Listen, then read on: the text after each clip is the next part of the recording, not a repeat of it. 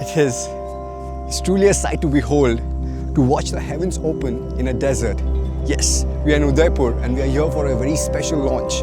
And so I hope and pray that the rain gods are easy on us because we are here for the first drive of a stunning new car. A car which has been recently crowned as the World Car of the Year and will introduce a whole new segment in the Indian automotive scenario. Welcome to the first drive of the Audi A3.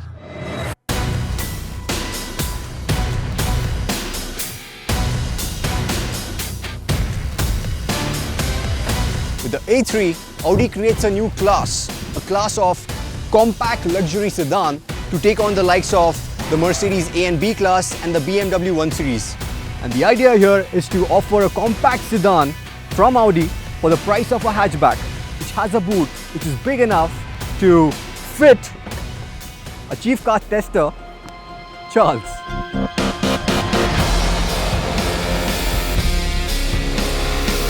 The worst part about being stuck in a boot like that is that I couldn't actually see the car. Now, as you can see from the beginning, it's a very good looking car. Let's start from the front though. So at the front, we now have new DRLs, which Audi calls Arrowhead DRLs. They have bi-xenon projector lamps, you have fog lamps as well, and the signature Audi trapezoidal grille. If you come around to the side, you have a choice of either 16 or 17-inch rims, depending on what trim variant you have. Now on this particular car, we've got the S-Line exterior, which the badging shows on the fender. So you have the 17-inch 5-spoke alloy wheels. It's also available in this amazing shade of scarlet. And the roofline is very coupe-like.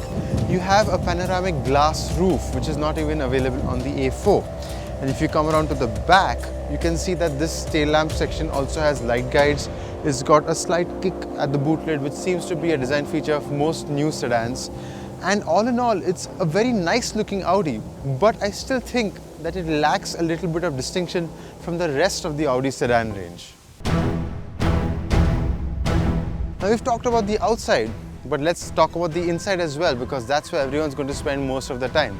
And unlike me, they're not going to be spending their time in the boot. Now, as you can see, the interior is very typically Audi, but there are a few small changes. Let's go over it. The A3 gets a nice 4-spoke steering wheel which looks really sporty. It's covered in leather and is very nice to hold. But there are more than a few party tricks in this car. The most obvious one, of course, is the MMI screen. It pops out from a vent to the dashboard as soon as you press a button or you engage reverse gear. It's got an HD screen with really nice graphics, and that is linked to a touchpad on top, much like a laptop's mouse pad. Now what you can use this touchpad for is scrolling through menus, selecting things. You can even write letters on it and it will recognize it, and it doesn't matter if you're right-handed or left-handed. Also available on this are new air vents. The bezels that you see, the silver rings around the vents, they are actually movable and they control the flow through each of those vents.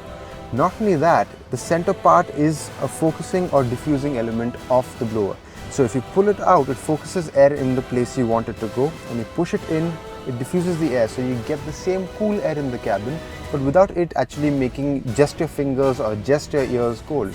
Plus, of course, there's the panoramic glass roof, which will make the interior seem a lot brighter than it actually is. So we're done with all the toys in the front, and now I'm in the back seat. It's not as bad as I imagined it to be. I have just enough headroom, I have just enough knee room as well. I also have AC vents, a 12-volt charging socket, I have cup holders and an armrest with storage space. It's really not a bad place to be for 2 people, but 3 people will be pretty much impossible. But that's okay, because Audi has never said that this is going to be a car for the backseat babu.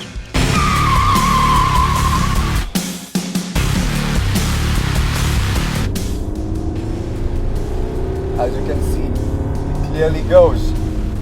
And that's because Audi is offering the A3 in 2 variants, the petrol and diesel. I'm right now driving the diesel variant, and this features the same engine which you have recently seen in quite a few Volkswagen cars, Passat, Superb, Octavia, A4. But this one comes in the same trim as the Octavia because it pumps out 143 HP and 320 Newton meters of torque. But what really gets this going like that is the weight. Because despite being a sedan and despite being a diesel engine, this only weighs in at 1,315 kgs, and that gives it a really good power to weight ratio, and that's good enough to propel it from 0 to 100 in 8.7 seconds, and that's pretty quick if you ask me, especially for an engine of this size. But as you can see, there's not as much excitement in my voice, and that's because of the way this power is delivered. It is extremely linear. The torque is there. There's a lot of torque. It doesn't matter where you are, in what gear you are, this will pull. Because also the 6-speed S-tronic dual clutch transmission here is fantastic. It is the perfect match for this engine, and it shifts when you want it to, whether it's downshift, upshift. It's almost instantaneous, and it's really enjoyable. But what leaves you wanting is the power delivery. It is very, very smooth. It is extremely refined, and even though you're going fast, you can't really feel it. If you're looking for that kind of driving pleasure, that kind of adrenaline pumping acceleration or feel, that's where the Audi A3 doesn't impress me as much. But then another feature which I love about this car are the brakes. They have tremendous bite, really, really progressive. They have very good feedback. And also in terms of stopping power, it's the perfect companion for a car like this, because this is a car which likes to go fast and you don't even realize how fast you're going. And when you do need those brakes, they work, and they work really well. Yeah, performance wise, maybe it lacks the thrill, but in terms of driving dynamics, I think that things can be a little bit better, because this one comes with an electronic limited slip differential. It comes with 17-inch alloys as an option, which would tell you that it would obviously handle a little bit better. Plus it has lower wishbones to lower the center of gravity. So all of these things, I think, tell me that as far as driving dynamics are concerned, I think this can make up for the lack of excitement in the performance bit. But for that, I'm going to pull over and see what Charles, our chief tester, has to say. So, what's your take on handling? Actually, Audi has followed the same principle with its handling as well. Okay. Now, the equipment you're talking about is, for example, the electronic LSD. Correct. Right? But if you look at the way it rides, it's more soft than stiff. Correct. So everything that they've made this car is geared towards a comfortable experience. Correct. Speaking from a purely enthusiast point of view, one, it's one of the new platform cars from Audi, right, which means that the engine is now transverse and hung out in front of the front axle. So, as any purist will tell you, that's bad for weight distribution and therefore handling. Correct. But in this car's case, very frankly, it doesn't bother me, because whoever is going to upgrade to this car is going to come from a car in the lower segment which has the exact same layout. They're going to have the exact same driving dynamics. Correct. So they will feel familiar with this car. So that's a good thing. With steering, it's an electromechanical unit, which means that the assist is provided by an electric motor, which is the way everyone is going nowadays. So there's nothing new. It's just that the hydraulic units that have been discontinued now have got so much refinement over the successive generations, that these ones don't feel as good in comparison. So the one thing that makes a car enjoyable for me is a good steering system. I don't care if it's really slow, but this car, it's a little bit of the opposite. It's a comfortable ride, it's a comfortable drive, but it's not something you want to really go screaming around corners with. This is again the diesel variant that we are testing. If you jump on to the petrol one, do you think they say the petrol engine feels a little peppier, and I'm sure it'll be a lot better, because now this gearbox has 6 speeds, that has 7. Right. Plus, all my experience with the new Audi petrol engines has been really, really good. Okay. But again, we come back to the steering system. So if I want to push any car to 100% of its limit, I need to have 100% of the information from the steering in my hands, and that's not there with this car.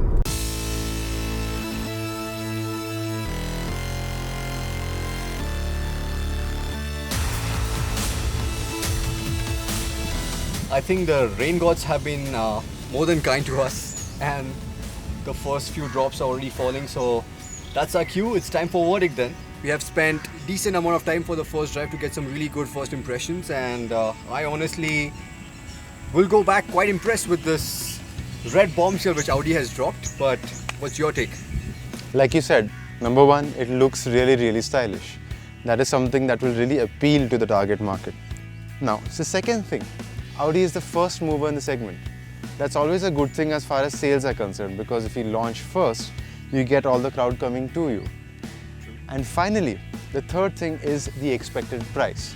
Now, again, Audi hasn't told us the exact price this car is going to be launched at, but at the price we expect it to be launched at, it is still going to be a value proposition despite being the first mover, despite having looks like these. And that is why, on so many levels, the A3 is going to be appealing to someone who wants a stylish but small premium sedan. So I think it's going to be a really good seller. But when they announce the price, we can really be sure. So there you go, guys. That's a wrap. We genuinely believe that this is going to be selling like hotcakes. But this is still a first impression, and there's a big, proper review to follow. So don't forget to subscribe to PowerDrift. Thank you.